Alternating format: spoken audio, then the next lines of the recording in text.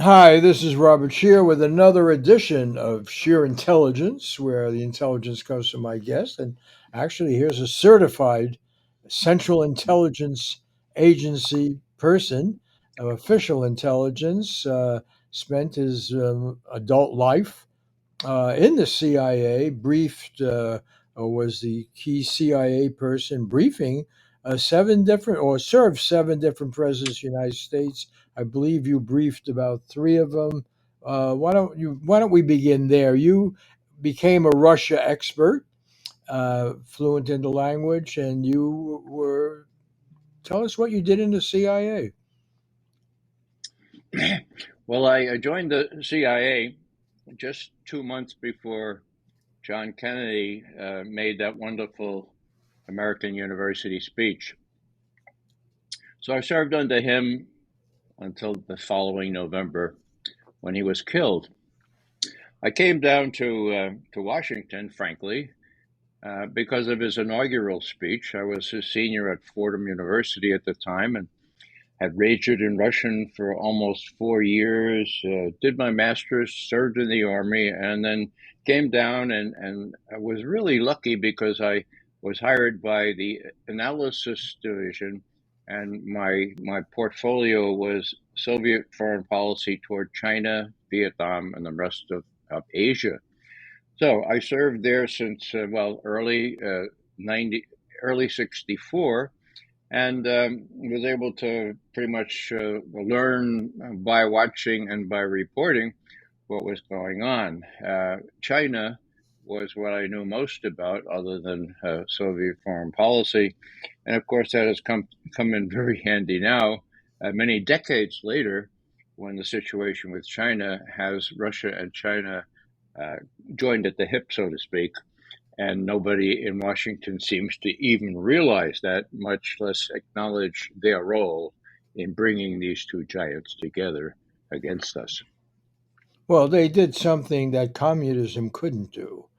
I mean, Putin is the guy who got elected defeating the communist candidate, and he was backed by the United States. He had been picked by Yeltsin, someone we backed against Gorbachev.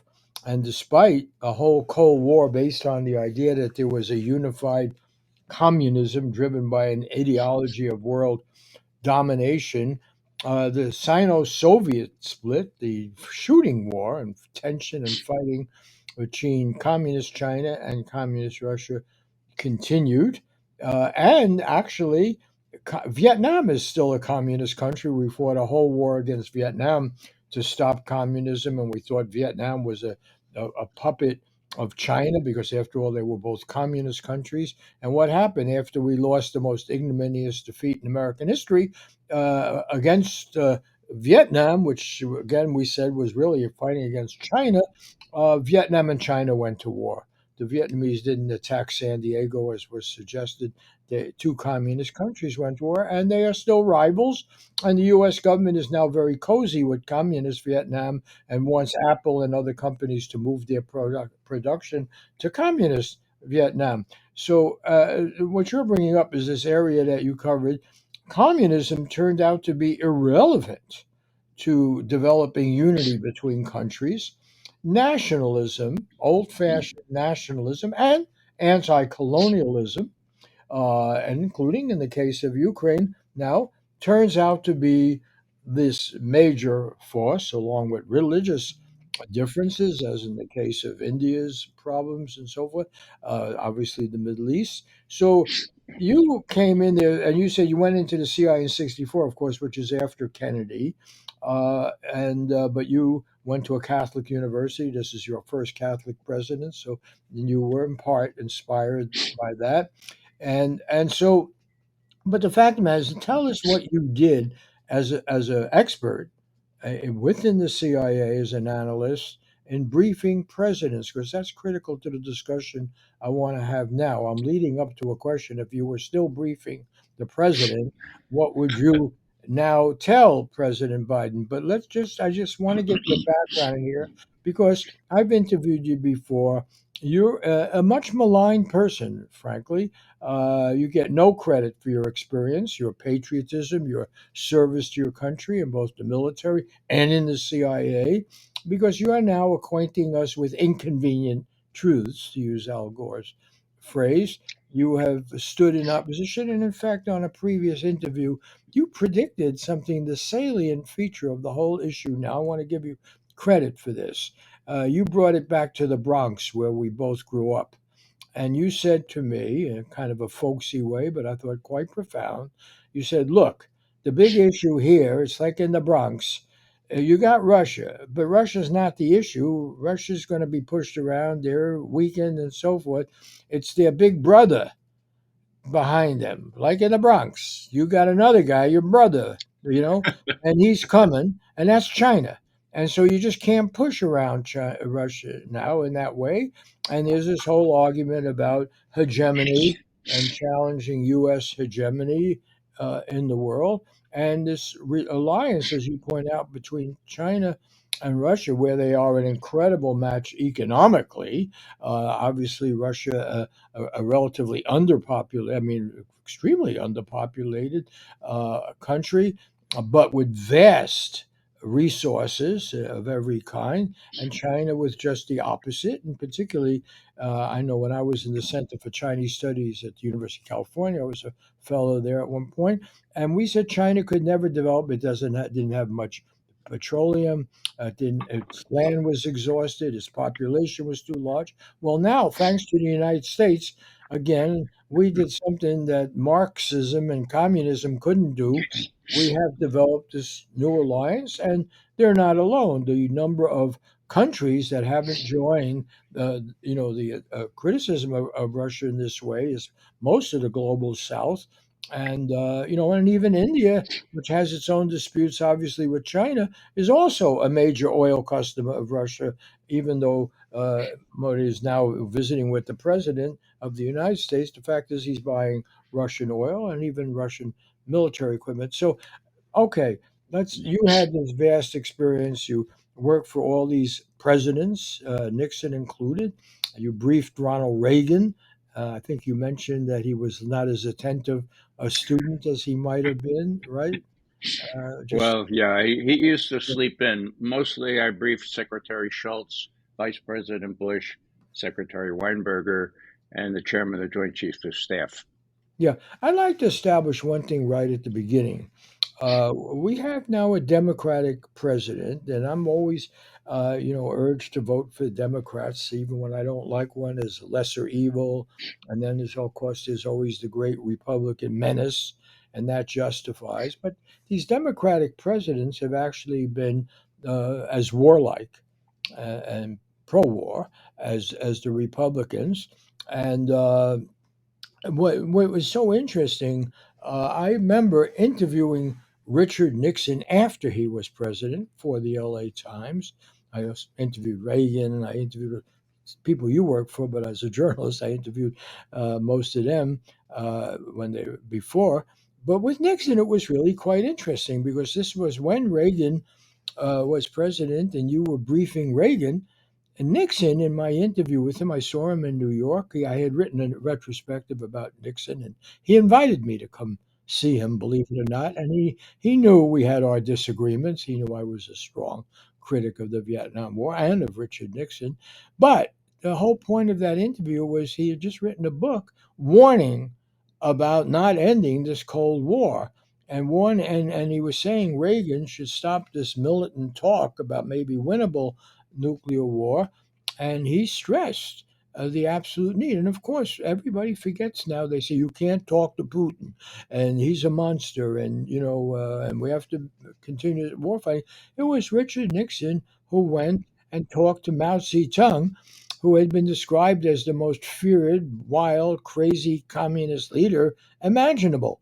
And yet he and Kissinger went there and ushered in decades of peace and cooperation with the United States. So let's just go where we are right now in this moment. You're somehow back in the CIA, you're briefing the president, and you go see Joe Biden. What do you tell him? about what just happened in Russia, the so-called coup attempt, where Putin is, what's going on with the war in Ukraine. I know this is short notice, but I'm Biden. Brief me. Well, Robert, I have to say first that when I was briefing Reagan's chief advisors, I was toward the end of my career. I knew that I could retire early with a reduced annuity.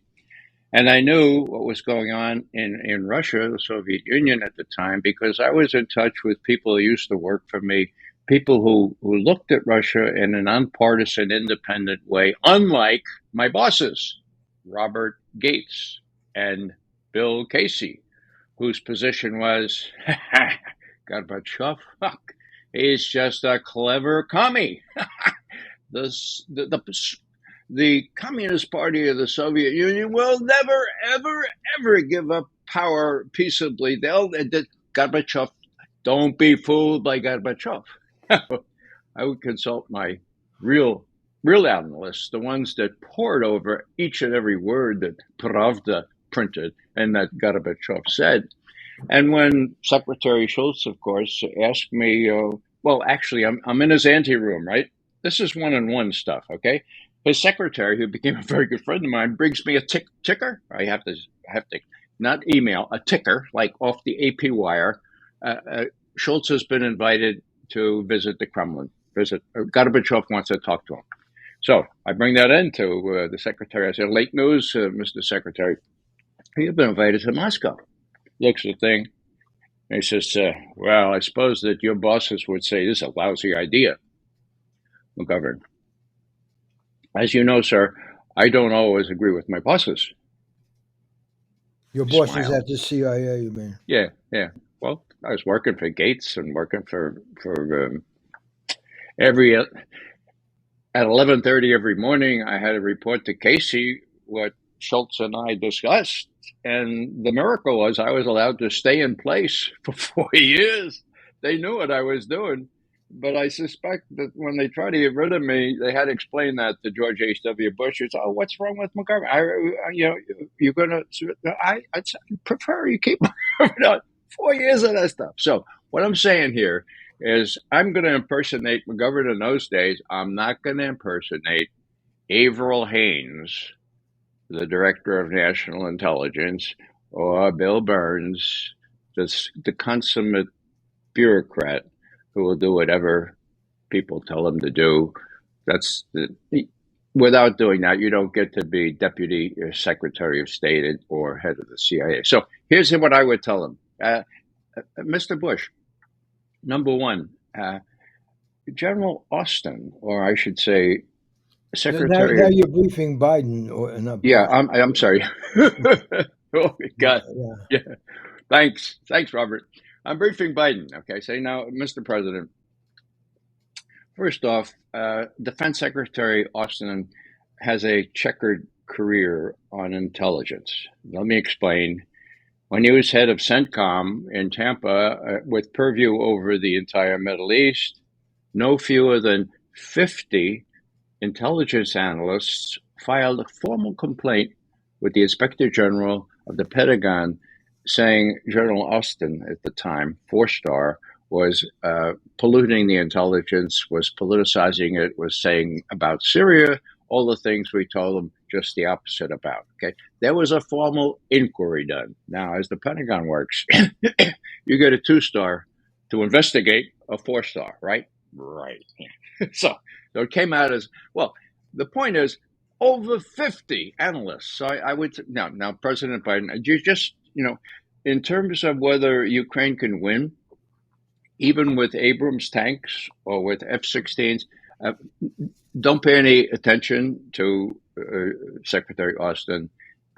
He's misguided, or he's just trying to tell you what you want to hear. Okay, that's number one. Now, number two. Why number one? Tell us. Well, because Ukraine is about to lose this definitively. Okay. The Russians are about to pounce on what's left of the Ukrainian armed forces and go all the way to Kyiv, but to the Dnieper River, which is the divide between Western and Eastern Ukraine. And then they're going to say, okay, now you want us to go further? You want us to go as far as the Polish, Romanian, Moldovan border? Okay, we can do that, but let's deal. So Okay, what? but I'm President Biden, and I say, Yeah, wait a minute. We have all of this equipment that's come in from European countries. All this is what we spend a lot of money on, and you're telling me that this Russian army that seems to be in disarray. There's even some thought that one of their top generals have backed this wild guy with the Wagner Group, and there was this coup attempt, and we know there's a lot of opposition in Russia, and you're telling me this war is going to go the other way? Mr. Are President, you over the hill, Ray? He what I'm might have. telling you, Mr. President, is what the serious people within the CIA, a vanishing species, but I'm in touch with them, what they're telling me and what I think in an honest way. Yeah, what I'm telling you is that Abrams tanks, F-16s, if they ever come, will come late to the party, okay? Late to the party, like months from now, it's going to be over for Ukraine months from now, unless you escalate. If you want to escalate up to a nuclear potential war, well, that's of course what you say you don't want to do. You don't want World War III. So the situation is not as it's described by the media or by Secretary Austin or by General Milley. Let me tell you this, Mr. President. We used to, in the CIA, have a military division, okay, independent of the Pentagon. That was the division. They came up with the notion that we could not win Vietnam, that there were twice as many VC Viet Cong under arms in the South, and we were rejected. Those were rejected by everyone, by the head of Central Intelligence, Richard Helms at the time. You know this era very well. Helms told my fellow analyst, Sam Adams, look, Sam, you want to get me into a pissing match with the U.S. Army at war? I ain't going to do it. We'll go with the Army's numbers. So what happens? Tet.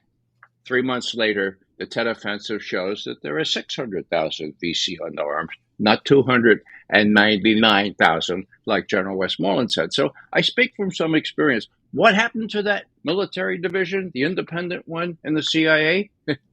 Bobby Gates gave it away to the Pentagon. We also, Mr. President, used to have an independent photographic or imagery interpretation center.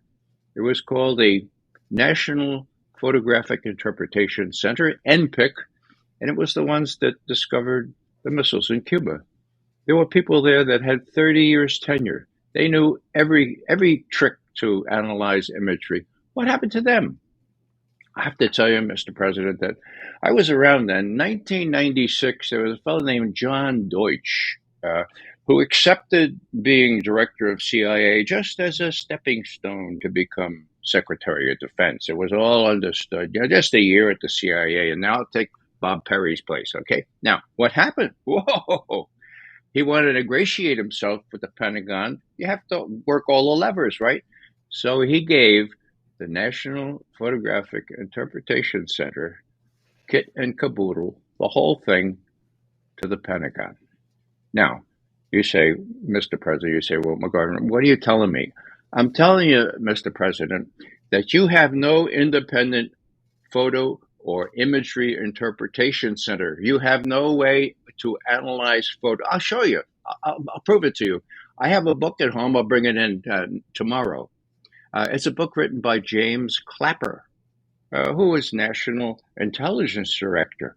But before Iraq, he was head of the Imagery Interpretation Unit called National Imagery and Mapping Center. Okay? Whoa!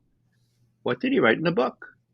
He said, well, I was as much responsible as others, but Dick Cheney was putting great pressure on us to find weapons of mass destruction. And of course, we were the imagery analysis group. We were the ones supposed to find them. We identified 138 possible sites, but we never were able to confirm any Well, let me put it this way, says James Clapper.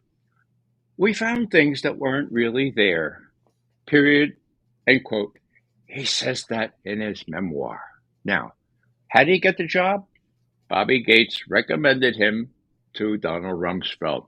He did your job beautifully. Any analyst that was going to say to anybody, "Oh, there are no weapons of mass destruction," that was not going to be good for their career, and nobody came forth. So, anyhow, Mr. President, you are not being given what the people who worked in the CIA decades ago were able to give a president, and that is an unvarnished and independent, what Truman himself called an untreated, right? Untreated version of events, telling it like it is what we say in the vernacular.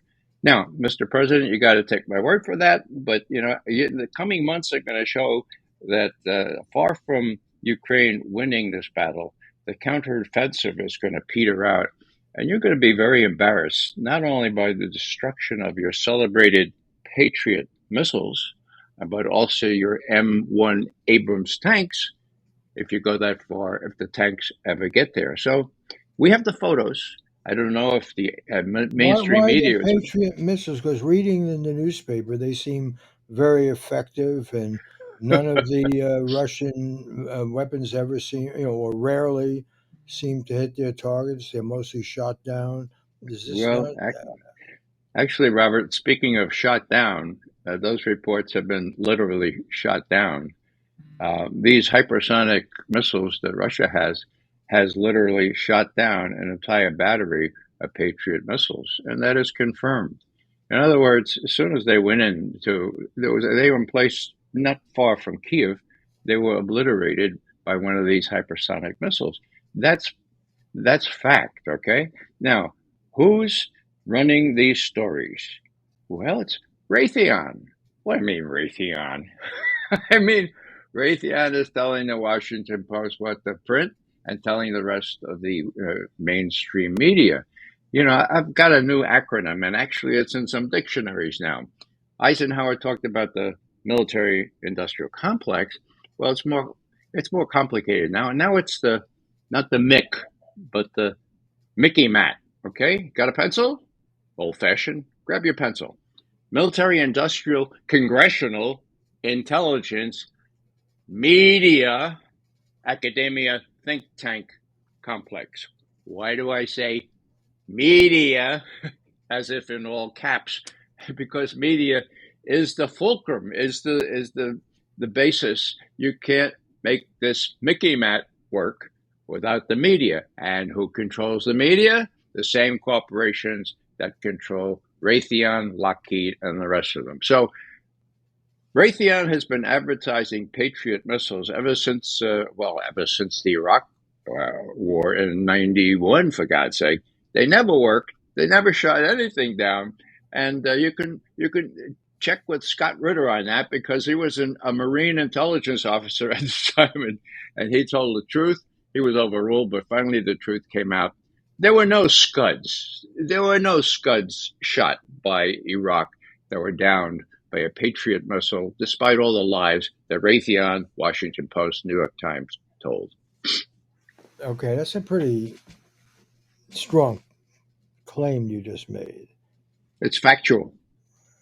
I You're can prove saying, it. well, let's try doing a little bit, because otherwise, I mean, I keep reading these reports. The Patriot missiles shot this now, shot down these drones and everything. They don't hit, Kiev and so forth. And you're making a pretty extreme statement here that there's no example of their being effective. Well, Robert, in such circumstances, I'm not pulling this out of my ear. Okay, I happen to be a very good friend of Scott Ritter and Doug McGregor and others who know a hell of a lot more about what's happening in Ukraine than I do. And it's particularly Scott. Now, he was on the ground. He was there during the war in Iraq. They were very, very afraid that Iraq would shoot Scud missiles at Israel, and they said, "No, no, we can make sure they don't." Well, they never got to Israel But that was not because of the Patriot missiles. Of course, the Patriots came in later, but these very well advanced or well advertised, at least, missiles. So, you have to rely on the experts with no axe to grind, and that typifies people like Scott Ritter, who's trying to explain to people what's going on, just as he did before the Iraq War, when he came down to Washington as the previous weapons inspector responsible for Iraq, tried to tell his Senator Hillary Clinton and the head of the foreign relations, Joe Biden, that there were no weapons of mass destruction in Iraq and that this was all a big fable. So his record for honesty is embarrassingly good, embarrassing for the administration. So I rely on firsthand experience like that. Scott Ritter has no reason to dissemble about these things. Okay, so we'll have to. Okay, maybe I'm not fully understanding this because we've spent a lot of money for these missiles. I mean, the strategy relies on them. Frankly, you're deceiving Ukrainian uh, patriots, people fighting for their view of their country and their safety and security. If you tell them that this weaponry well changes everything, and that is the claim for the tanks. It's the claim for the Patriot missiles. It's the claim for everything. On the enormous expenditure of money for these weapons, and you're saying that. I mean, I just want to be careful what you are saying. They don't. They're not effective. They don't work. They don't work when you have hypersonic missiles within range in Russia and in Ukraine, and that's demonstrably proven. Now, in one sense, they work beautifully. Raytheon, if you're a really cynical person, buy more stock in Raytheon because those Patriot missile batteries are going to have to be replaced, right? And who is going to replace them? Raytheon, Lockheed Martin. Yeah, it sounds awful, but that's reality, folks. That's But why I maybe I'm say, not. Ray, maybe I'm not understanding you okay, because they're there now. They fire at incoming right right, targets, right. and there are witnesses to this. There has to be things fall from the ground. There has to be damage, and so forth. And if I understand you correctly, you're saying they literally do not hit their targets. They're not, or is it just the hypersonic weapons that they're not able to hit? Well, you described what we see in photography, imagery. The Patriots can shoot very rapid volleys. I think within the time of 1.5 minutes, they shot off about 30 of them. Okay, and then all of a sudden, there's this great big explosion, and then there are no more Patriot missiles.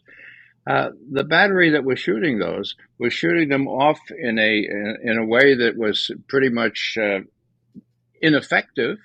Well, who were they shooting? Nobody was hit in the Russian part of the Ukraine, and then there was a big explosion, and now we have to build more Raytheon Patriot missiles. So yeah, what I'm telling you is that the imagery itself shows. Now you don't see it in the New York Times or the L.A. Times or the Washington Post, but if you have a modicum of interest, you go to the alternative media, like your show here, and you watch these films, and then you have them interpreted by people like Colonel McGregor or people like former Major Scott Ritter. These guys know which end is up. They just don't get any exposure in the mainstream media, and that's why. Well, this is a cardinal point, Robert.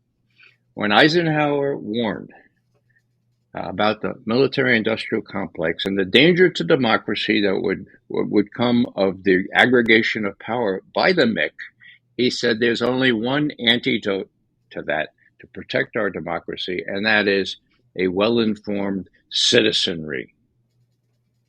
We ain't got a well-informed citizenry, and that's deliberate because of the Mickey Mouse. The people making the Okay, weapons, selling the weapons, are the same people controlling the Right, media. but the reason this is such a showstopper for me as a lifelong journalist, and I spent many hours at the Pentagon, the State Department, everywhere, interviewing people, including occasionally uh, in the White House and so forth. Uh, if I understand this correctly, we're putting in this very expensive ordinance, right, into Ukraine, and we're basically sacrificing. If we're not protecting these Ukrainian troops, we're sacrificing them. And we yet daily we have reports of the effectiveness of this weaponry, right? I Hmm. mean that in fact they can shoot down, Right? right, drones, and they shoot down cruise missiles and Oh, yeah. so They're forth. great. Yeah. But what I finding it very difficult to accept is that. Well, I can. Yeah. Go ahead. No, I can understand that. I mean, everybody is subjected to this fire hose of propaganda. Uh, what I'm saying here is that, well, it's only 20 years ago that we had the weapons of mass destruction in Iraq, right? There were none. After a 5-year investigation by the Senate Intelligence Committee, the chairman of that committee published a nonpartisan report saying the intelligence prior to Iraq was uncorroborated, contradicted, or even non existent, end quote. Look it up. June 2008. Okay. Non existent intelligence. What, what could that be like? But Well, fragments are falling on buildings, right? yeah. I mean, things are being hit in the sky and falling down and tearing up at least some apartment buildings and so forth. And what are they hitting? Well, actually, the S-300 missiles that Ukraine has are hitting some civilian buildings, but that's on the way down, Robert. They're hitting very few Russian missiles. What happens is they go up, and then what goes up has to come down, and that's what just happened yesterday. Some civilians in an apartment building were killed. Okay, uh, those those are as likely Ukrainian misses by these very famous S-300 anti-aircraft missiles as they are Russian directed Russian targets. Let me just finish with what But I you're was not saying here. saying. But there are Russian missiles and drones and so forth that are hitting targets in the Ukraine. I just. I mean, I Yeah, don't. there are, Robert, but this may sound a little funny to you, but the Russians have been very, very careful, okay? Extremely careful to the point where Putin has been criticized strongly for this. They've not been destroying civilian installations or civilian infrastructure until just about 3 weeks ago, okay? Now they're hitting decision making centers like the equivalent of the CIA headquarters in Kiev. They destroyed that, okay? And they've threatened to do more of that. But up until now, they've been very discreet. Why? Because they don't want to. They want to have a Ukraine that has not been bloodied to the last Ukrainian. They'd like to have a Ukraine, at least their part of Ukraine as they see it, willing to accept the fact that this had to be done to get rid of these neo Nazis that we put into power in Kiev.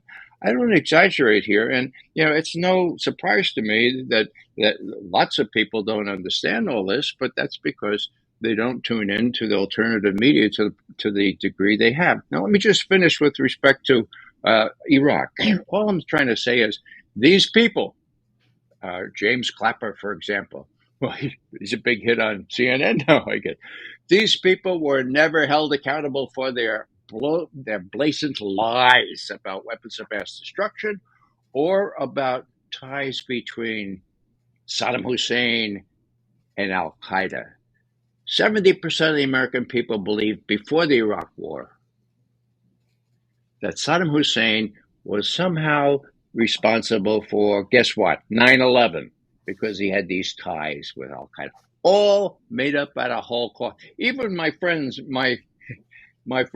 the CIA at the time wouldn't buy that one, but the Defense Department prevailed. So what happened to these folks? They're still there. What happened to the generation that they promoted? They're all malleable managers. They will do whatever the president wants. It's a far cry from the independent analysis I used to be able to do with respect to the Soviet Union, at least, and far cry from what Truman intended when he talked about untainted intelligence. So that's the answer. They're still around, and this time there are yes men all over the place. I don't know if there are many honest analysts left in the CIA. That's why Dan Ellsberg, for example, appealed in his last interview with Sam Adams Associates. He got our prize for intelligence for integrity this year. He said, "Look, here's my message. Don't do what I did." I mean, I waited too long. Okay. I knew in 1964 that this was a crock. This was a big lie, It's about the Vietnam. Vietnam War, yeah. Yeah, yeah. And I should have spoken out then, and I didn't. I waited till 1971. So don't do what I did. Do what Catherine Gunn, the NSA. She worked in the equivalent of NSA, GCHQ. It's called in Britain. She knew that this was a crock. She knew that we were trying to get the UN Security Council to approve it by suborning the members of the security. She knew all this, and as soon as she saw that little message from NSA that said, "We're going to tap and we're going to watch all these members of the Security Council because we want them to vote for this war," she said, "That's too far." She pushed the print button and she gave it to the London Observer. Wow! The next day. So what Dan is saying, look, don't do what I did. Do what Catherine Gunn did. She was the third recipient of our Sam Adams Award for Integrity. Dan was very close to her and to all of our members except one. And he said that in his last substantive interview. There's an irony here, Robert, that you being Now, your a organization, we should be clear, you're talking about defense intellectuals against the war or what have you? It's sort of a oh whistleblower. no. Well, this is again a tightly held secret. If you watch the major media, we instituted an award named after my former colleague Sam Adams. He was the one that said, "Mr. President, there are 500 to 600,000 Viet Cong under arms in South Vietnam. Don't believe a word that General Westmoreland is telling you. He has an artificial limit of 299,000 that he says he's told Ho Chi Minh you can't put more in." Anyhow, he's lying to you. Reckon with that. Okay, so we gave Sam Adams he's died since, but we gave him his name to this award. Colleen Rowley of the FBI, who warned her betters about Iraq before the war, and the third one was Catherine Gunn. We've had Chelsea Manning. We've had all manner of pretty good, very good whistleblowers as awardees, and this was our 21st award. That was to Dan Ellsberg. We gave it in a private ceremony out in Beverly Hills just 2 months before he died. And as I say, that was his major message. It was just he was extremely lucid at 2 o'clock in the afternoon, not so much over lunch, and the person presenting the citation and the Oscar. Our Oscar is a corner brightener candlestick holder, okay, to shine light into dark places. Okay, that's our Oscar. Our friend who was with Dan over lunch told me later he was really concerned. Dan didn't seem very lucid at lunch, but boy, he sure rose to the occasion. And you For can look people on who my don't know, I mean, it's because he had cancer and was sure he close was to in his dying. last days. Yeah. But what I'm saying is, when Dan when Dan had the citation read to him, he said, "Wow, I thought that this would be about the Pentagon Papers." You must have read. You must have read Secrets. Secrets. Where's Secrets? I had. Ah, here it is. This is the really incredible book, Secrets. Dan wrote it about 2000. Okay, and it's a memoir of Vietnam and the Pentagon Papers, and it points out that before 1971, namely in 1968, Dan prevented a widening of the Vietnam War up through Cambodia, North Vietnam, up to the Chinese border. He says so here. Apparently, he forgot that he gave me this book and that I read it. Okay, so this is really interesting, I think. Anyhow, so our citation says, okay, now Westmoreland was in town in late 1967, and he said, LBJ, all I need is 206,000 more troops. Then we can do it. We can go through Cambodia. We get up there. The Chinese won't do a damn thing. All I need is 206,000 troops. Okay. Now, people in the Pentagon, you know some of these characters. Les Gelb, Yeah. who was number 3 in the Pentagon, saw what was coming. Les Gelb leaked to the New York Times. His article was published, the article that he leaked to Neil Sheehan and Rick Smith was published on the 10th of March, 1968. And it said, Westmoreland is asking for 206,000 more troops. Okay. There's a lot of disputation in the White House about whether they should be given. Dan Ellsberg saw that and he said, well, if somebody else can leak that information, I will leak Sam Adams' figures. And so what he did was go to Neil Sheehan of the Times and say, look, the intelligence community was overruled by Westmoreland. They said that there were twice as many VC under arms, and they were overruled.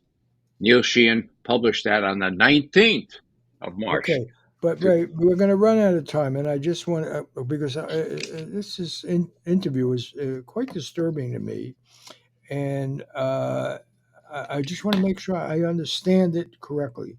Bring Right. me Now, back Robert, before we go on, let me Ukraine. just interrupt. Let me just finish this little thing because it'll only take one more minute. Okay. Right. So we talked about a key leak by Les Gelb, we learned later on the 10th of March. Ellsberg leaks the real figures at semi-strength on the 19th. On the 25th, LBJ meets with a small group of people. He says, I was going to give Westmoreland the 206,000 men, but now nobody believes us. Those leaks really hurt us. I'm going to turn Westmoreland down, and I'm not going to run again for president. On the 31st, he announces he's not going to run for president. So these were consequential leaks. And Dan, humble guy that he was, just tortured by saying, well, I should have leaked in 64. Well, he did leak in 68, and that prevented a wider... You know what happens when you go up to the Chinese border, right? You know about that, right? Okay. Yeah.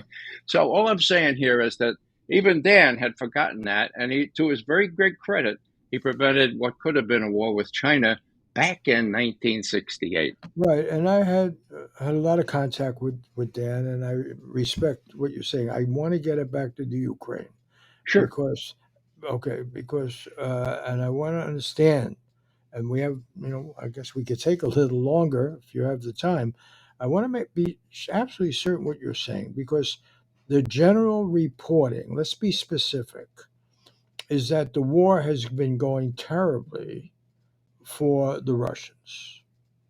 And that, in fact, the only success they had was with the Wagner Group, which now recently revolted, whatever you want to describe that as.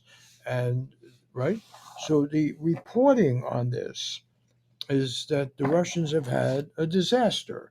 They first went off to Kiev. Their forces got mired down in mud and didn't have anywhere to go. Now they're holding on to this area where they say they have support. But, the reporting on it is overwhelmingly one of, even without having air cover and all the things, that Zelensky talks about, the Ukrainians talk about, that they're doing very well. The U.S. support. Now, they admittedly they said the counteroffensive is stalled, is taking longer, but you're telling me that even the infusion of all of this high tech equipment, right, Okay, is not going to alter these things. that's And right. what I'm and you know I you've known a lot of journalists. I've been a journalist all my life. We're not talking about people. We're talking about people who are bright. And you've gone out on a limb here, right? You're making yes. It's not the Yeah. first time, but still, but just because it sounds outrageous doesn't make it true. I Well, mean, I well, want to Robert, I Robert, we're want both okay. Go ahead. I want to explore this a little bit to make sure no, to make sure I know what you are claiming. Okay, okay. Okay. What I'm saying, we're both from the Bronx, right? Yeah. And and when I say it's a crock, you know what the rest of that is, right? Yes. Okay. Yeah. Yeah. Well, now I say it's male bovine excrement, okay? And that way I can appear on whatever, okay? Yeah. Now, why do people get away with these blatant lies? Because no one was held accountable for Iraq. It was I not only understand. the intelligence community, it was the media. I So here's understand. I want to here's know about the lies. No, no, but I want to be very precise now. okay. You're telling me that these claims. Now we know 15% of the new equipment that has been put in has been destroyed. That seems, and that includes some advanced tanks and so forth. We know that. But you're telling me that this whole effort, with German and French and English and all this equipment coming in, is not being effective. This is a big news story that is ignored if it's true. And if I were your editor, I'm going to push you here is to for not talking about Iraq or previous lying. I want to know how is this being missed now? Uh, you know, how could it possibly be? Uh, Go ahead. Because the media is thoroughly corrupted. Robert, But it's building, worse than look, it's okay, worse than it was in your time. Now, well, this if is you still want to my know the time. I want to know right now: do buildings get hit by drones, by uh, missiles, or I mean, you observe things, right? Things get okay, where do you smashed, get your people die. where do you get Yeah. your information? Well, I'm admittedly yes. I'm talking about what is called the mainstream media. Yes. Yeah, and where do they get theirs? From Ukrainian intelligence. That's what's spewing all this garbage out. And they take it as accepted fact. Even the intelligence community is But relying doesn't heavily. but don't you have You all these podcasters and commentators and everything in Russia? After all, this was the tension in this coup and with the Wagner Group, that the Russians are not doing well, that their military is not performing well.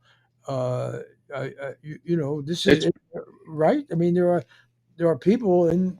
I mean, Russia seems to have a pretty lively community of people commenting on all of this, and there's been tension within the Russian military, right?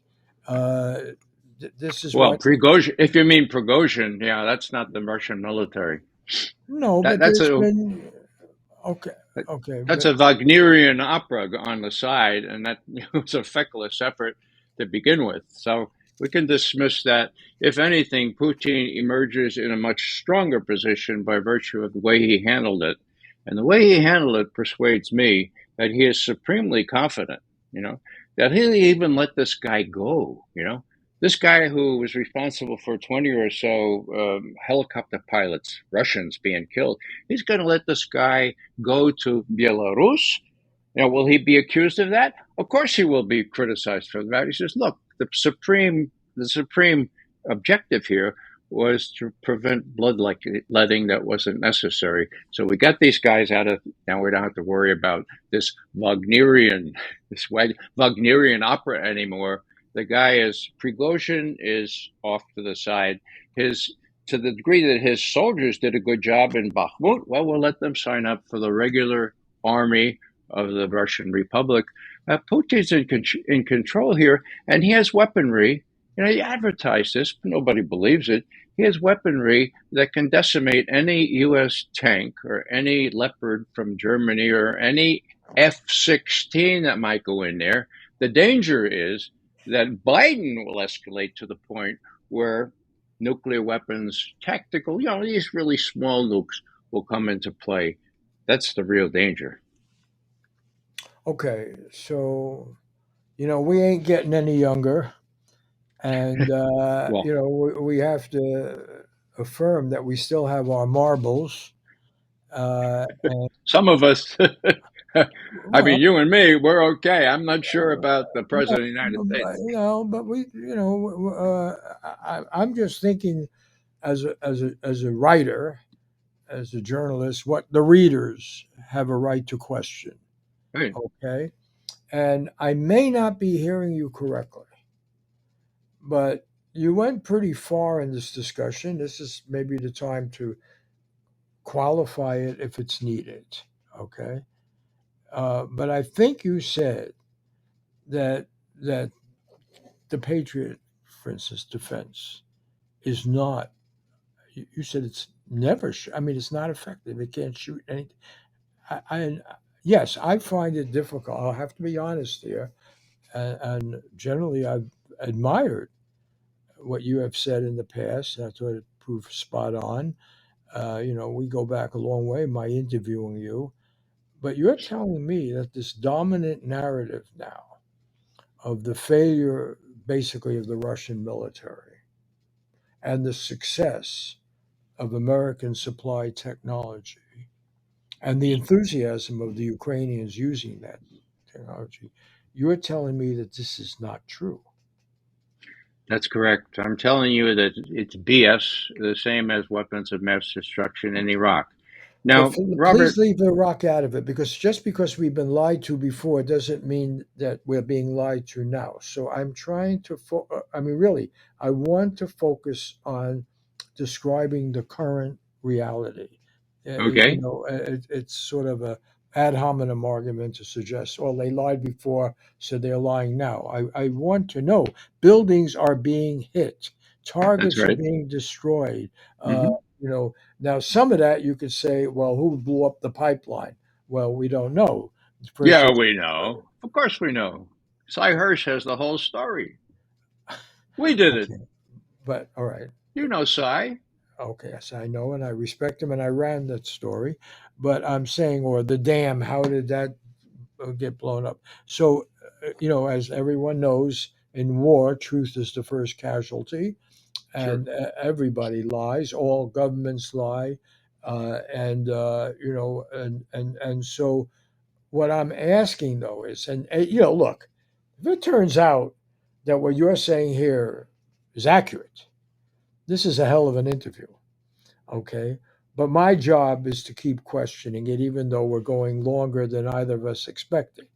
And no, but seriously, people watching this or listening to this, have a right to ask, what about this apparent evidence that is constantly reported on us? That in fact, what has happened in this war is that the Russians, who had a reputation from Syria and elsewhere being effective militarily, have had actually a disaster. Hmm. And that's why Putin is criticized quite a bit on by podcasters or whatever, people commenting on their internet, despite the fact that they can be severely punished for that or Hmm. arrested and what have you. And so I'm asking you, as somebody familiar with Russia, familiar with that part of the world, do you want to withdraw any of this or qualify? No, seriously, do we? I No, want okay. Yeah. to No, tell me I what think is exactly you're alleging, about the effectiveness of the balance of power, and how you see it exactly. Okay, Forget about what we said before in the previous 54 minutes. Tell me what you are, so I get it right, what you are alleging about the okay. state of this battle. First off, and please don't close me down on this, the reason I adduced the Iraq example is because it's a mirror image of the media lying and being fed by the intelligence community. That matters. Now, there's something that I have that you don't have, Robert. You have a much longer record of objectivity and fearless reporting. Okay. What I have, I was 2 years an Army infantry intelligence officer. Okay. Now, let me be very brief here. This may sound corny, but the first thing we were drilled into, that was drilled into our minds, you do an estimate of the situation.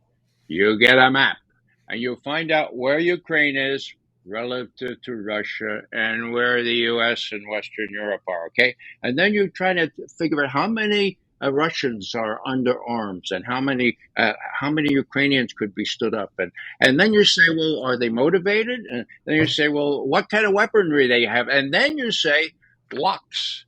Now, locks, not like the lox and bagels that we used to eat in the Bronx, okay? This is lines of communication and control and supply, actually, okay? Now, there's no way that Russia, facing an existential threat from NATO and the US in Ukraine, can lose this battle. And, for proof, well, don't believe me now. Check with me in 3 weeks and see where the situation on the battlefield is, because the Ukrainians are almost down to their last soldier. And the question will be, where do the Russian armies stop? At the Dnieper, or do they go all the way to the Polish border? So check with me in 3 weeks on that. Don't trust me now, okay? But the cardinal thing is that Americans have been misled. And, I'm really glad that whether you're playing devil's advocate here No, or no, whether you're, I'm okay, not I'm playing really devil's glad you're advocate. posing these questions, because I am supremely confident. And it ain't because McGovern knows everything. It's because McGovern knows guys who know everything. Scott Ritter, Colonel McGregor. Just like when I was briefing Schultz, I could say, I know these guys who are serious analysts. Don't pay any attention to Gates and his boss, Casey. Listen to me and them, because we're giving you the straight scoop. Now, again, my record is there for everyone to see. What people call me as some sort of devotee of Putin, but that's only because what he and I say tend to coincide much more than what John Kirby and others say on behalf of the administration. Okay, but so just let's nail what you are saying. And yes, this is, and it's a pretty brief time. You're saying in 3 weeks or so, there might be some resolution or breakthrough, or no? No, no resolution. What I'm saying is Ukraine has thrown just about everything they have at the battle. Okay, the Now, first of all, F. they deny this, right? They say they've withheld most of the new stuff they've got. They've withheld most of the troops that have been trained by the U.S. and its allies, right? They say only this is still a probing effort, right? Yeah, that's BS. They put their crackerjack units, trained and equipped by NATO for the preceding 6 months, at the apex of the battle, tried to break through the three lines that the Russians have created there, couldn't get past the first. Okay, it's available in imagery. You don't have to take my word for it, but you can't take the mainstream media word for it. So what's going to happen is the Ukrainians are losing. Now, most people say, well, is that really a bad thing? It's a bad thing if NATO, and specifically the US, which controls NATO, at their next meeting, it's 2 weeks away in Lithuania, of all places. Okay. Now, if they elect to up the ante, the only way to go is to threaten tactical nuclear weapons. These small things, just the size of Hiroshima or Nagasaki. But wait a It's minute. Up to crazy. now, excuse me. Let me. Up to now, it's Putin who has been threatening nuclear weapons. You're telling No, me. wrong, wrong. Liz Truss, Prime Minister of Great Britain for what was it, 6 weeks or 7 weeks back a half year ago? Okay. She said, I'm very happy. I'm happy to press the nuclear button, despite what the terrible results would be. I'm happy to do that. She was, she was talking openly. It was then only then, a couple days later, where Putin said, "Look, please remember we have nuclear weapons too." Okay.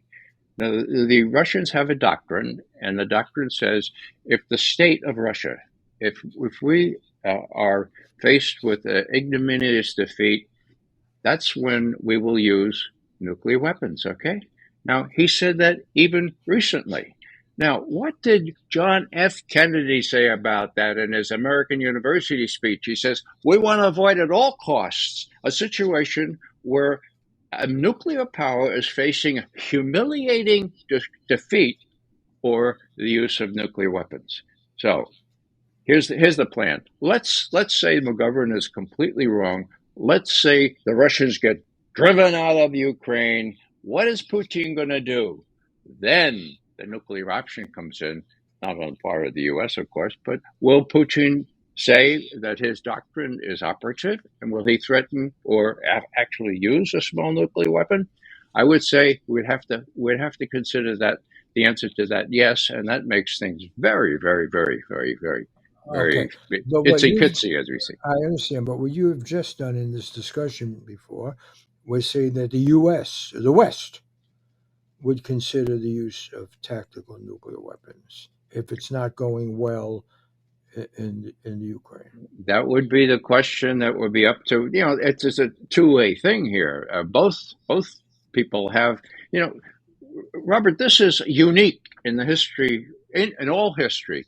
No nuclear power has threatened another nuclear power with an existential defeat. Never before, okay? This is the first time.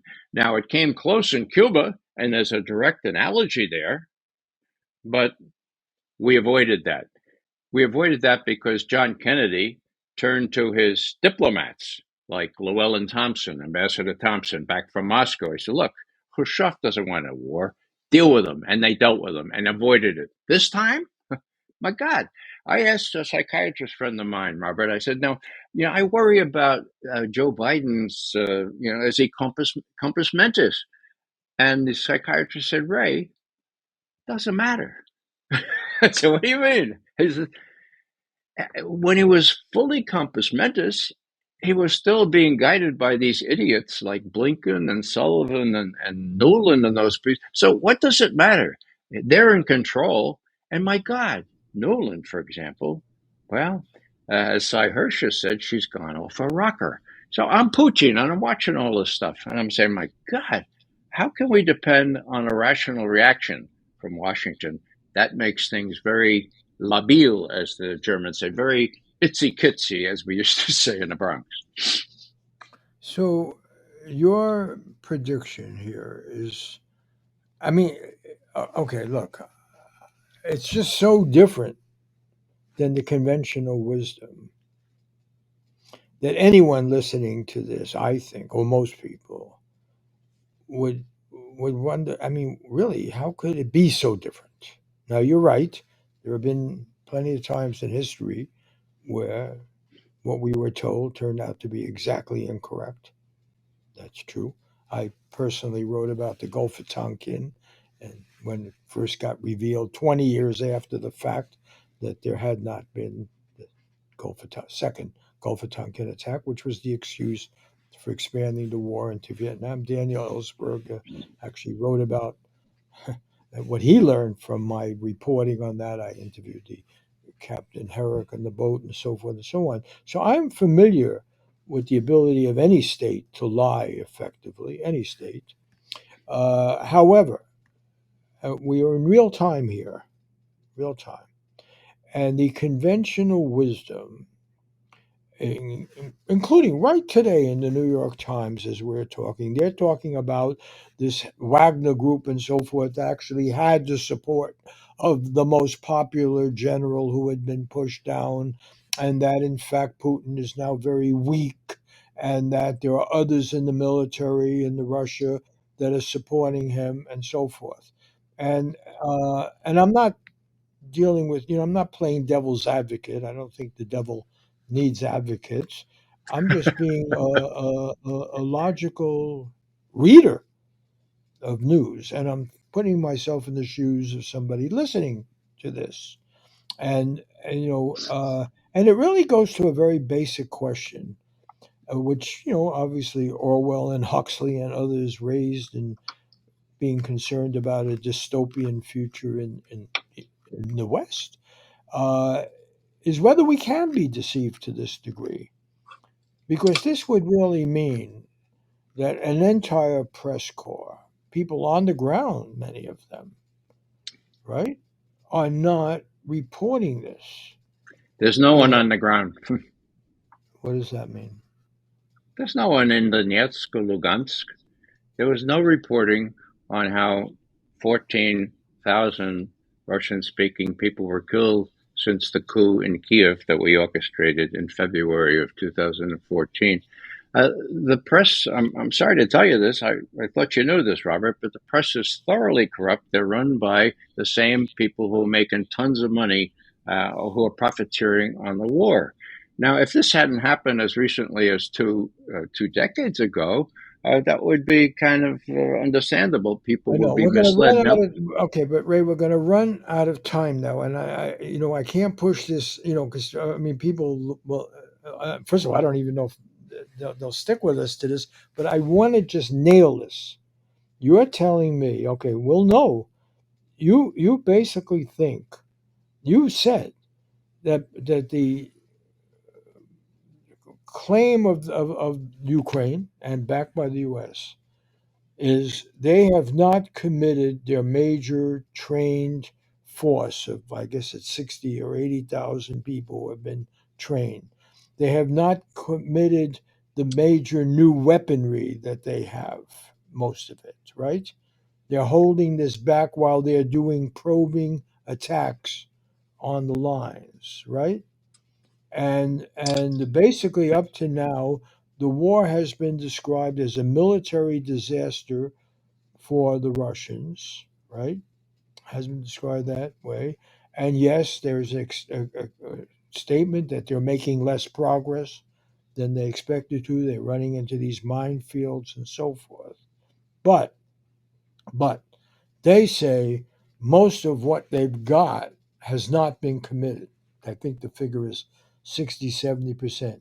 You're denying that. What are you basing it on? I'm saying that their elite forces have already been committed and pushed back with horrendous casualties. I'm saying that they're making this stuff up, that they're just probing along these lines. I'm saying that the Russians have had 6 months to fortify those lines, that the Ukrainian forces have no chance without air cover, without artillery to prevail. I'm saying that in a month's time, we'll see whether I'm right or whether I'm wrong. What I'm also saying, right, Robert, and this is really important, okay? Most Americans have been led to believe that Putin and the Russians are evil incarnate. It was all based on a lie about Russian intercepting or Russian hacking into the Democratic National Committee computers. Okay. Now, why do I say all that? Because that has been disproven chapter and verse by testimony under oath by the head of the cyber firm that was supposed to look into this hack. He concluded there was no hack by Russia or by anybody else. Has the New York Times reported that? No. As a matter of fact, I wrote about at the time the link to the uh, to the House Intelligence Committee testimony has been deleted. So even if you wanted to look up whether McGovern was telling the truth or not, you can't do that anymore because the House has deleted that link. What am I saying here? I'm saying that for 6 years, the Americans have been prepared for the kind of confrontation that the Mickey Mat wants with Russia. And so if Biden decides to escalate, and God knows he might under the advice he's getting, then the majority of American people will be quite persuaded that, well, these evil Russians, look what they did. They were unprovoked. Lie. They had other options. Another lie. They felt an existential threat, and this is precisely what a nuclear power does when it feels an existential threat. And I can prove it. It's just that I can't get into the New York Times. So one final thing, because you started life as an analyst Mm-hmm. on Russia and China, Right. and the real big game here is really not about Russia. You know, it's about our relation to China That's and the right. project for the new American century, the Bible of the neoconservatives back in the 90s. Uh, China was the big target. Even though we went through decades of China supplied us with almost everything we wear or use, this computer, my desk, my shirt, wasn't by my design. I just bought it on the internet or someplace, made in China. The real target here, it seems to be China, and China's challenge with Russia uh, to a notion of U.S. hegemony. And so I just want to end this by going back. When you went to the CIA in what 1964, right? Three. 63.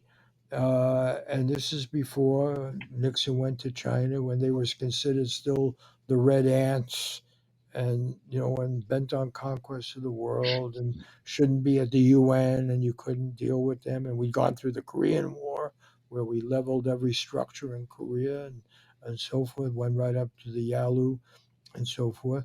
I just would like the McGovern view of our relations to China and how it connects with the current situation, because this is something I would not have expected. I Mm-hmm. interviewed Nixon, I interviewed Reagan, I interviewed the first president, but all of them seemed to think the opening to China was a good thing, you know, Mm-hmm. a very good thing. Now we have the closing to China, and my own feeling is the story that is being missed is that we really are out to prevent China from being a modern country. I think it's informed by racism and a view that these people can never live peacefully or something. But I'd like your take on it, and I won't interrupt, and I will end with that. So, really, Okay. looking back on the trajectory of your adult life, Catholic kid comes out of Fordham University. I'm over at City College. We didn't think you guys were capable of critical thought, certainly not progressive thought, but nonetheless, here we are at this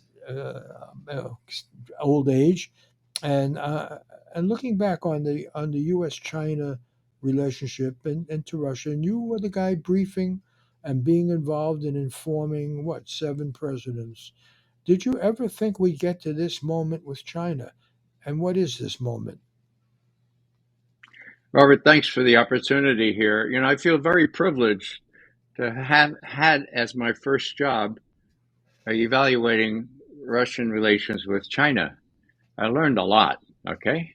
Now, let me tell you that during the 60s, there were loggerheads. They were shooting at each other across the border. China was claiming that 1 point, well, a million kilometers of Chinese territory in what is now Siberia was stolen from China under unequal treaties in the 17th century, and China was right. Okay, so there was a irredentism as well there. We thought they would always hate each other. We thought that they would never get together. But thanks to people like Blinken, Nod, and Sullivan and Nolan, we kind of dread them together. Now, let me explain. Uh, I was, after my portfolio on Sino Soviet relations, I became chief of the Soviet foreign policy branch in 1970. Okay. Of the Whoa! CIA. Yeah, CIA. Now, I mean, what a wonderful time because Nixon and Kissinger were trying to figure out, well, hey, they hate each other, Russia and China. You think we can take advantage of this? And we said, well, I mean, China must be very worried because we used to count 25 divisions for Russian divisions on the Chinese border. Now we got 42. I mean, yeah. So, long story short, Nixon goes to China. Kissinger fixes it up. And they say, well, maybe we have to get together.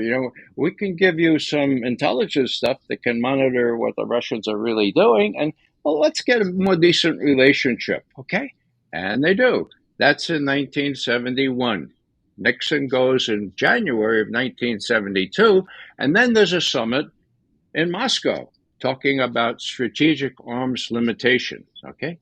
Now, Kissinger asks us in early 72, you think the Russians are interested in some. Us being the CIA, right? Your division of the CIA. Yeah, I'm chief of the Soviet foreign policy branch. And the big thing going is whether the Russians are serious about arms control. And I have three people in my branch that I've seconded to this enterprise. One to the delegation, whether it's in Helsinki or in Vienna. One to the military people working downstairs in the Langley, and the other one to report under my tutelage to the muckety mucks in Washington, the director of CIA and the others. Okay, are the Russians interested? So we tell Kissinger, yes, they're interested. How can you tell? Well, we can see more flexibility, not only in the negotiations, but on things like Berlin, for God's sake. We're going to have a four-power agreement on Berlin. Never happened before. Why? Because the Russians are worried now that the Chinese will steal a march on them in terms of developing close relations with you. So it's not only a wish to avoid an arms race with ABMs all over the place, but a willingness to make sure that their relations with the United States do not fall into a state of complete disrepair. So go for it. Now, I was privileged to be in Moscow in May of 1972 for the signing of the Anti-Ballistic Missile Treaty, which was the cornerstone for strategic stability for the next 3 decades. I was euphoric. I mean, it was just an incredible thing that had happened. And why did it happen? It happened partly because the Russians were afraid that the Chinese would develop closer relations with the U.S. than they could. Now, fast forward. What happened? Well, we wrote books back then. We said that the Russians and the Chinese would hate each other forever, okay? And Tony Blinken and Jake Sullivan and Victoria Nuland read those books. And so they thought that the Russians and the Chinese would hate each other forever. And so when almost exactly 2 years ago, when President Biden went to Geneva to meet President Putin one-on-one in person, they told him, look, we got a big advantage now. The Russians and the Chinese hate each other, and you can play on that. So what does Biden say after he's talked to Putin? He says, well, no, it's not appropriate for me to say exactly what I told Putin, but he's got a big problem. They've got a several thousand-mile border with China. They know that China aspires not only to be the most powerful economic, but powerful military. He's got the Chinese are squeezing Russia.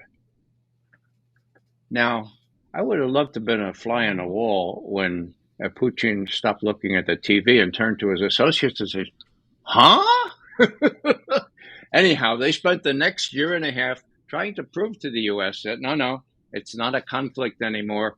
And it's not a squeezing, it's a fraternal embrace. Okay. 2 years later, now we're talking 2 weeks ago, Blinken goes to China. He arrives in Beijing on the second anniversary of when Biden told Putin, I got to worry about China. And what happens? Well, Blinken gets the cold shoulder. He's read the riot act by the Chinese and they say, look, don't even think of arming Taiwan to the point where they become a real threat to us. Observe the one China policy, which Blinken reasserts. Okay, he comes back and he says, "Well, I tried to sort of engender a better relationship with China, but I couldn't even get you invited, Mr. Biden. I couldn't even get you invited to go to China, and we can't even open the military link, direct link that we had with the Chinese military. So, we've tried, but we not succeeded. So, what am I saying here? I'm saying that the triangular relationship. Back in the day, we used to say there's Russia, China, and the U.S. It used to be sort of equilateral, right? Now it's isosceles, if you remember your geometry, and we're on the short end of it. And the Chinese, as I see them, and I know a little bit about China now, what they're saying is, look, as we would say in the Bronx, uh, can't we can't we just get along? I mean, you're from City College. I'm from Fordham. Can't we? Can we just get along? Or how about a win-win? Haven't that ever occurred to you? Well, I'll just end by saying, win-win doesn't fit into the concept of being exceptional or even indispensable. And after 2 months in office, Biden got up and he said, China is trying to be the primary power in the world. That's not going to happen on my watch. Well, why not, for And, God's sake? and the There it is. leader of China is nothing more than a dictator.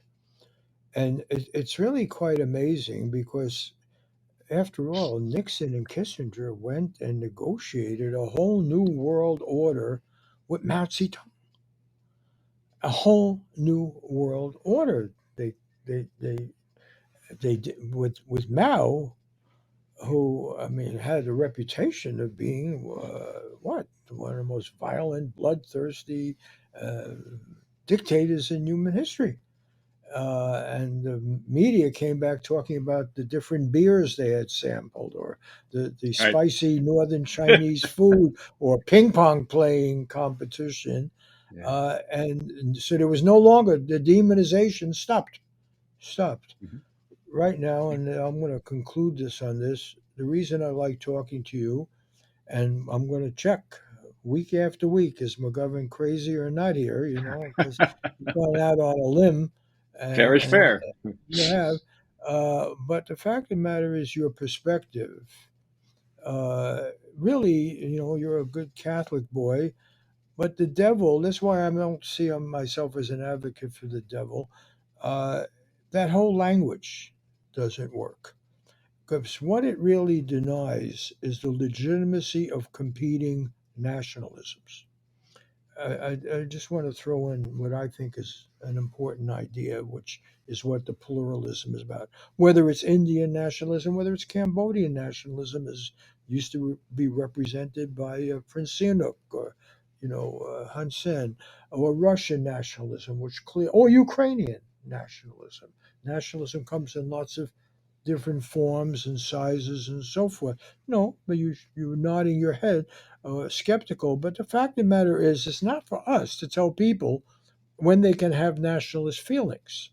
It's for us to tell people when their nationalism is racist, anti-Semitic, violent, That's destructive right. of other people. It's not for us to tell them you can't feel very loyal to a notion of France, so forth, or to Haiti or wherever you're living. And going back to your expertise, it seems to me the one thing that we've both seen in our lives is this notion of American exceptionalism. That not only is our nationalism the only legitimate one, it's not even nationalism, it's universal. We represent not Yeah. American nationalism, we represent freedom. We represent the only way to govern. We represent the only enlightened. We are never imperialists. We are never racist, even when we had a segregated armed forces in World War II. Something I bring up often with people. I say, wait a minute, the U.S. Army during this great war for freedom and everything, why was it racially segregated? Hmm. The Navy was not desegregated until 2 years after the war with Fine. Truman's order. And people like, oh, I didn't know that. So, but yet we look back at our history as Hillary, when Donald Trump said he's going to make America great again, Hillary Clinton said America's always been great. Well, that's the whitewashing of history, you know. And what is at stake now, and why I like talking to a former CIA person who briefed or was involved with 7 presidents, it's been ever so that when we dropped the bombs on Hiroshima and Nagasaki, oh, yes, this changed all of human warfare. It's the first time we really thought the planet might not survive, but it was justified. Most people just thought it was justified. It would shorten the war, could use it, and so forth. It's ever been so. We we commit mistakes. They would probably say Iraq might have been a mistake about the weapons, but it's always an assertion, whether you're Republican or Democrat or whatever you, that we have the secret sauce of freedom. We define freedom, and everyone else's, that's our nationalism, is freedom. So it's not nationalism; it's universal. Everyone else's nationalism, right, is provincial and dangerous and wrong and obviously ridiculous. Whether it's Modi in India, whether it's Xi in China. I think this may way to wrap this up. We've gone for almost an hour and a half. Uh, I think that's what you're bouncing up against here. That you were a guy who was supposed to inform or be part of informing 7 different presidents about a world reality in which, yeah, we're an interesting country. We do a lot of things right, but we are not the center of all wisdom and virtue. Is that not what you came up against? Yeah, I think you've encapsulated it. I would add one comment on racism. I think you're absolutely right. You referred to Hiroshima and Nagasaki. Now, let it be known that racism was as much responsible for Truman's decision to do that as any other factor. The war had been won. We had intercepted Japanese communications, which indicated to us without any doubt that all we had to say was, "All right, you can keep your damn emperor. We won't hang him from a lamppost. All right, give up," and they would have. Now, there was an interest in deterring the Russians from coming into Japan at the time, but the real thing was this: Truman was a racist through and through. He never referred to any African American as anything other than using the N word, okay? And MacArthur, Eisenhower, Admiral Leahy all told Truman, don't do it. For God's sake, don't use this on civilian people. So, who was with Truman on this? Well, there was a fellow named Jimmy Burns, and he was from the state of South Carolina. And he said, "You, Mr. Truman, uh, we gotta do this." And Truman and he decided, yeah, let unleash He the was nuclear weapon. Secretary of State, He was, yeah, and he was from South where's Carolina. that place down there, South Carolina. Okay, Yeah. now just fast forward here. General Westmoreland, who I referred to before, running our war in Vietnam, he was interviewed a couple of years later, and he's there sitting there, and he says, the Oriental doesn't put the same price on life. Life is cheap in the Orient, huh? Okay, now that that just filters right through all our stuff. And how about My Lai? The massacre in My Lai. When the Pentagon reported that, it was between 285 and 503 Orientals were massacred at My Lai. So, Orientals, they're not the same as us. You don't have to go back to the Yellow Peril, but it's still there, and racism plays a major part in what we decide to bomb, how we decide to inflict injury on, and the Russians have been so blackened over the last 8 years that they qualify as being other than us in an almost racial sense now. So it's divided the world into two. Now people talk about multipolar world. That's right. I mean, it is, but it's also a bipolar world, and I don't mean in the psychiatric sense. What I'm saying is this: you have the lily white West against the rest of the world. Okay? Now, it's going to come to a no good end because the rest of the world, people of color, represent about 80% of the people, and China has a lot of stuff going for it. Okay, so let me just finish my little segment here with a quote from one of my favorite Rudyard Kipling's little thing. It's very brief. Okay, it is not wise for the Christian white to hustle the Asian green, the Asian brown. For the Christian riles and the Asian smiles, and he weareth the Christian down. At the end of the fight lies a tombstone white, with the name of the late deceased, and the epitaph drear, a fool lives here, who tried to hustle the East. Wow. Okay. Thank you, Ray McGovern. And it's an hour and a half, I think, well spent. And, we'll see some of your predictions and how this works out. Um, Thanks for doing this. I want to thank Laura Kondajarian and Christopher Ho at KCRW, the NPR station Santa Monica, for uh, posting these podcasts. Joshua Scheer, our executive producer. Diego Ramos, who writes the introduction. Max Jones, who does the video. And I want to thank the JKW Foundation in the memory of Gene Stein, a very important writer, journalist, thinker, independent, Right. for contributing money to help these shows get going. See you next week with another edition of Scheer Intelligence.